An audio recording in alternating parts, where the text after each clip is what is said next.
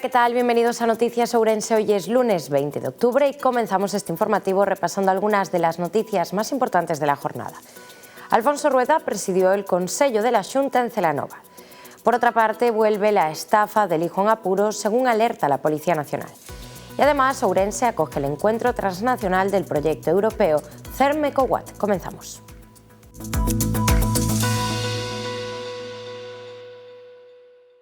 A Xunta de Galicia celebrou o Consello en Celanova para anunciar investimentos millonarios na provincia de Ourense. O Consello da Xunta de Galicia, celebrado esta mañá no IES Celso Emilio Ferreiro de Celanova, converteuse no escenario para un ambicioso despregamento investidor que superará os 40 millóns de euros na provincia de Ourense. O presidente Alfonso Rueda deu conta dos acordos centrados na modernización industrial, a mellora sanitaria de recursos hídricos e un plan millonario para reformar estradas clave. Estamos actuando naquelas zonas onde existe máis demanda, onde está colmatado o chan industrial e, polo tanto, é necesario seguir ampliando rapidamente porque hai empresas que están esperando ou para instalarse ou para ampliar as súas instalacións e necesitan este chan. Un dos casos máis claros sucede no polígono empresarial de San Cibrao das Viñas e, polo tanto, aí estas parcelas están a piques de esgotarse e hai varias empresas xa que manifestaron un interese en firme de querer instalarse e supoño que, ademais, despois deste anuncio o interese crecerá. Por lo tanto, imos habilitar 340.000 novos metros cuadrados para facer fronte a esta demanda e construir 5 grandes mazás con parcelas que irán desde pequenas parcelas para pequenas demandas, 1.400 metros cuadrados ata 68.000 metros cuadrados para grandes instalacións. Era un proceso xa anunciado, tamén haberá zonas verdes que actuarán de barreira visual entre o parque e as zonas residenciais e, polo tanto, o que hoxe acordamos a dar o paso definitivo que é licitar as obras de ampliación do polígono empresarial de San Cibrao das Viñas. O anuncio máis destacado en materia económica foi investimento récord para o principal motor industrial da provincia. A Xunta destinará 17,8 millóns de euros para licitar as obras de ampliación do polígono de San Cibrao. Pola súa banda, a conselleira de Infraestructuras explicou as novidades en materia de estradas. 15 millóns de euros de investimento para un primeiro treito para mellorar esa conexión entre a Gudiña e Viana de Bolo. 15,2 millóns de euros para 15 kilómetros de infraestructura viaria autonómica, na que crearemos tamén esos terceiros carrís, esos carrís adicionais que acurten a distancia e incrementen esos tramos de adiantamento e seguridade. Mañá o DOGA publicará a aprobación definitiva do trazado da Ronda Leste, que atravesará a cidade de Ourense co obxectivo de desconxestionar o tráfico. A Policía Nacional alerta dunha nova campaña de fraudes informáticos, modalidade fillo en apuros. A Policía Nacional alerta unha vez máis as familias sobre a detección nas últimas semanas de múltiples estafas levadas a cabo seguindo o calote do fillo en apuros, unha modalidade que emprega a enxeñería social e a urxencia emocional para obter importantes sumas de diñeiro de cada unha das súas vítimas. O engaño baséase no aproveitamento da confianza e o vínculo familiar, seguindo un patrón moi similar na maioría dos casos. A vítima, pai ou nai, recibe unha mensaxe desde un número descoñecido. O estafador faise pasar polo seu fillo ou filla, pondo como excusa que o seu teléfono habitual estropeouse, perdeuno, quedou sen batería e que por iso escreve desde outro número. O falso fillo alega unha situación de urxencia económica que require unha actuación inmediata, como pagar unha factura ou unha multa. Desconfiemos sempre das peticións urxentes de cartos. En este caso, preguntémonos se o noso fillo ou familiar nos pedirían unha cantidade semellante de cartos mediante unha mensaxe. Por moito que nos diga o estafador, antes de realizar calquera transferencia, verifiquemos a súa identidade, colgando o teléfono e chamando ao noso fillo ao seu número de sempre. Se polo que sexa non podemos falar con el, fagámoslle unha pregunta persoal de seguridade ao estafador, unha pregunta que só o noso fillo sabería respostar. E por último, intentemos tamén non continuar a conversa polo número descoñecido. Intentarán sempre que sigamos interactuando con eles para extraer máis información sobre nós e a nosa familia e facer así máis crible esta estafa. Ourense convértese no epicentro europeo do termalismo sustentable e da adaptación ao cambio climático a través dun evento coordinado pola Deputación. O balneario de Laias acollerá dende hoxe ata o mércores o encontro transnacional do proxecto europeo CERM-EcoWatt, que reunirá expertos e representantes institucionais de España, Francia e Portugal. Ourense volve a situarse como referente internacional no ámbito do termalismo e da sustentabilidade. Durante 3 días, o balneario de Laias acolle o workshop Therm EcoWatt Ourense Laias, un encontro transnacional que unirá científicos, representantes públicos e técnicos especializados na xestión de augas termais e enerxías renovables. O evento está coordinado pola Deputación de Ourense, que actúa como anfitrioa principal. Therm EcoWatt céntrase na preservación do patrimonio termal do suroeste europeo e no desenvolvemento de estrategias de adaptación ao cambio climático.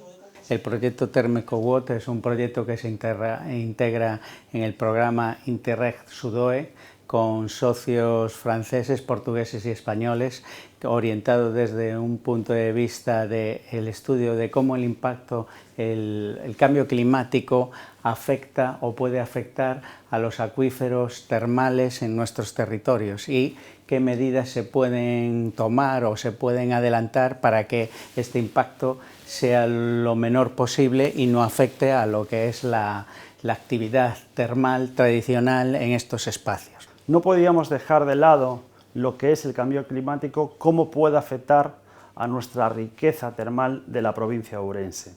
Y por eso estamos en este proyecto.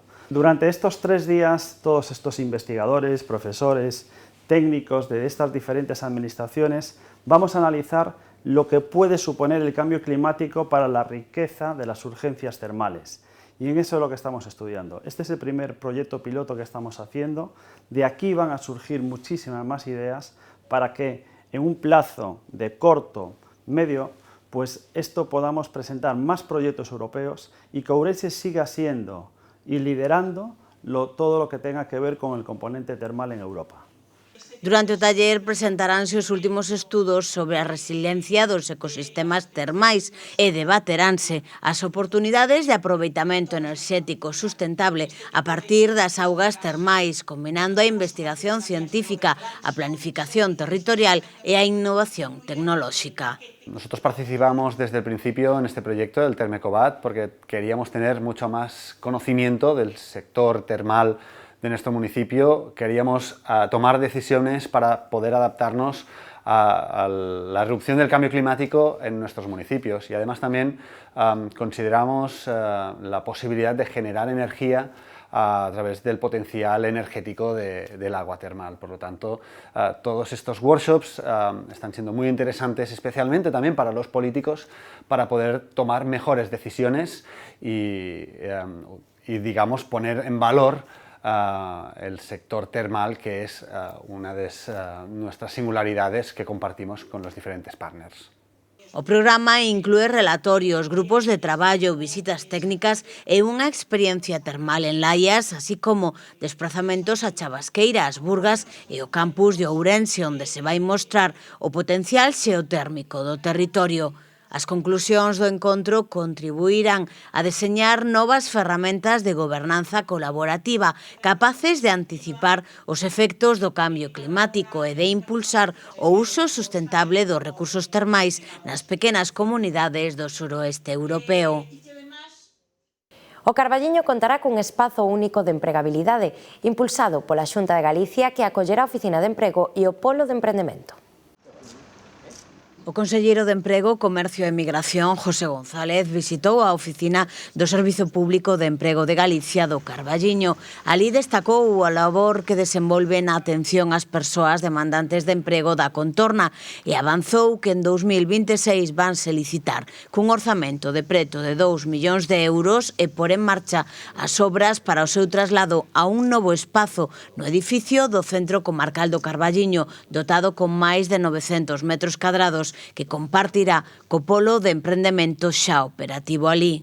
As oficinas de emprego de toda Galicia están sendo obxecto dun proceso de modernización dentro dun plan de modernización das infraestructuras da Consellería que só neste ano 2026 conta con 8 millóns de euros e que, como digo, están traducíndose tamén nunha mellora do seu funcionamento, tanto pola utilización de ferramentas como a EMI, que ten que ver coa inteligencia artificial no que se refire á procura de mellorar esa empregabilidade dos nosos desempregados, como tamén no que se refire, no caso do polo de emprendemento, pois todo o apoio a ese emprendemento ligado ao territorio que estamos defendendo dende a Consellería. Eu quero remarcar que en Ourense temos 4 polos, un deles que está aquí no Carballiño, pois ten atendido xa máis de 330 proxectos empresariais. Creo que son cifras moi relevantes. Con respecto ás iniciativas de apoio ao comercio, destaca o desenvolvemento do proxecto Vilas Vivas en Ribadavia ou o apoio á recuperación do edificio histórico da Praza de Abastos número 1 de Ourense, para o que se consignan 1,2 millóns de euros nos orzamentos de 2026 e se reservan outros 200.000 para 2027. O orzamento completo son 1,4, 1,2 millóns no 2026, 200.000 euros no 2027, porque entendemos que vai ser unha actuación de máis dun ano, pero tamén trasladar como compartimos cos praceiros, coa Asociación de Praceiros, que o noso interés é que a Praza de Abastos, ese extraordinario edificio que ten a cidade de Ourense, este aberta no prazo máis breve posible. Se tuvera que rematar no 2026, pois nós estaríamos encantados de que así fora. O conselleiro sinala a colaboración coas entidades locais en materia de emprego e formación, que seguirá sendo clave mediante programas como a Prol Rural ou os obradoiros de emprego. Este ano vai haber novidades importantes nos obradoiros de emprego ligados a esa prevención e, sobre todo, destacaría pois un reforzo tamén moi importante do programa Prol Rural, que permite contratar aos concellos e traballadores e vai estar moi vinculado ese reforzo precisamente á prevención de incendios, como non pode ser de outro xeito, logo do que aconteceu neste ano. A Ribeira Sacra acollerá en novembro o encontro Ultreia dentro da Posta de Galicia como referente do emprendemento ligado ao territorio. A Consellería de Emprego, Comercio e Migración vai organizar os vindeiros 27 e 28 de novembro no Mosteiro de Santo Estevo de Ribas de Sil o encontro Ultreia Galicia, emprendemento ligado ao territorio que reunirá a 60 referentes nacionais e internacionais, 30 empresas tractoras e 150 participantes do ecosistema emprendedor nacional e internacional. Deste xeito, busca conectar iniciativas xa existentes en Galicia co ecosistema emprendedor nacional e internacional no marco do recoñecemento á comunidade galega como rexión emprendedora europea 2025, xunto con Mazovia, Polonia e Caprinia Zagorje, Croacia. Neste sentido, con este evento, búscase amosar como a innovación pode xurdir do local e proxectarse ao mundo, impulsando un modelo de desenvolvemento competitivo baseado nos valores do territorio. No caso do Congreso Ultreia, mostraránse casos de éxito e vanse promover redes de colaboración, oportunidades de investimento e apertura de novas canles de cooperación internacional, vencelladas co emprendemento ligado ao territorio. Con ese fin, o foro articularase en 2 xornadas ao redor de 3 eixos estratéxicos clave que reflicten a identidade e o potencial transformador de Galicia e que son o sector primario, agricultura, gandería e pesca, o dos recursos naturais e o comercio e turismo, que porá en valor a dimensión de Galicia como destino e marca global. Ourense leva 14 anos sendo referente na formación da abordaxe cirúrxica das patoloxías do pé e o nocello. O Hospital Universitario de Ourense acolleu a 14ª edición das Xornadas de Patoloxía de Pé e Nocelo, que, organizada polo Servizo de Cirurxía Ortopédica e Traumatoloxía, supón unha cita de referencia para analizar as últimas innovacións e desafíos neste ámbito tan especializado, co aval da Sociedade Galega de Cirurxía Ortopédica e Traumatoloxía. Medio cento de especialistas en formación participaron nesta cita científica que este ano céntrase nas complicacións das patoloxías do medio pé e do retropé.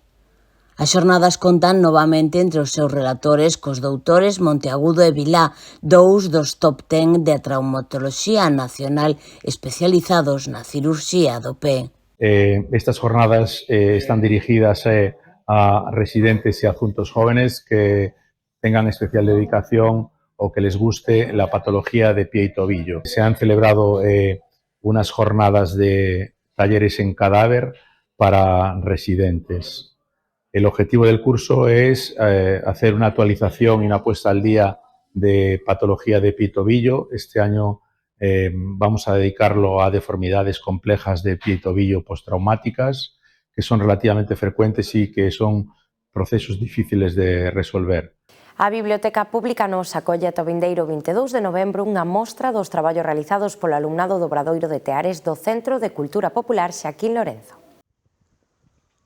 A Biblioteca Nós volve a reivindicar o seu lugar como espazo expositivo, desta volta cunha mostra na que se pode ver o resultado dos traballos das alumnas do Obradoiro de Teares do Centro de Cultura Popular Xaquín Lorenzo. A Biblioteca está moi orgullosa de acoller esta exposición do Obradoiro de Teares do Centro da Cultura Popular Xaquín Lorenzo da Diputación, porque pensamos que, como centro cultural que somos, unha das nosas funcións tamén é visibilizar, apoiar as institucións que na cidade están conservando as formas tradicionais, a cultura, e non só conservando, senón tamén difundindo, facendo escolas, tendo alumnos para formalos, intentar que non se perda todo ese patrimonio inmaterial que temos en Galicia, en concreto aquí en Ourense. Entón, nos queremos colaborar en que os nosos socios e a cidadanía de Ourense coñezan un pouco máis o que se fai neste centro da cultura popular. Temos xa de tempo unha relación moi frutífera entre a Deputación e a Biblioteca, porque é un dos espazos culturais tamén de referencia da cidade e, polo tanto, todo o que sexa colaboración entre as administracións para poñer a cultura ao servizo do cidadán, pois a verdade é que sempre é unha decisión acertada. Así que nós aquí na Biblioteca estamos comodísimos, sempre nos acolle moi ben en todas as iniciativas que hai de colaboración entre Deputación e Biblioteca, e, bueno, esta é unha mostra máis que estou seguro que ademais vai a ser do agrado de todas as persoas que se achegan por aquí pola biblioteca, pois que van a poder disfrutar dese traballo pois tan polo miúdo que se fai no Obradoiro de Teares e que ten este resultado que é espectacular, como podedes ver. Este obradoiro ten como obxectivo a formación do alumnado no uso de teares artesanais e permite a elaboración de tecidos que a Escola Provincial de Danza Castro Floxo emprega para a reproducción de vestiario tradicional galego, utilizado en exposicións e actuacións dos diferentes grupos da escola, o tempo que reserva un espazo para a innovación, creando pezas de uso moderno, seguindo modelos e técnicas tradicionais. Son pezas feitas por as alumnas da escola do Obradoiro Xaquín Lorenzo e son pezas, a maioría, recuperación, hai moitas pezas que son recuperación de pezas antiguas e nós o que facemos é as alumnas en principio montan un tear, fan unhas pezas para elas, pero tamén intentamos recuperar o traxe tradicional que necesitamos nos na escola, para os nenos, para a xente maior. Son pezas tradicionais, o que intentamos é sacar eses puntos que son tradicionais para que as alumnas o fan. Pois imagínate, de un picote, pois igual podemos sacar un chal, de unha saia destas tradicionais con un zócalo tradicional, pois podemos sacar igual unha mantelería. É un pouco recuperar esas pezas antiguas dándolle un toque máis moderno. A exposición estará aberta ao público ata o 22 de novembro.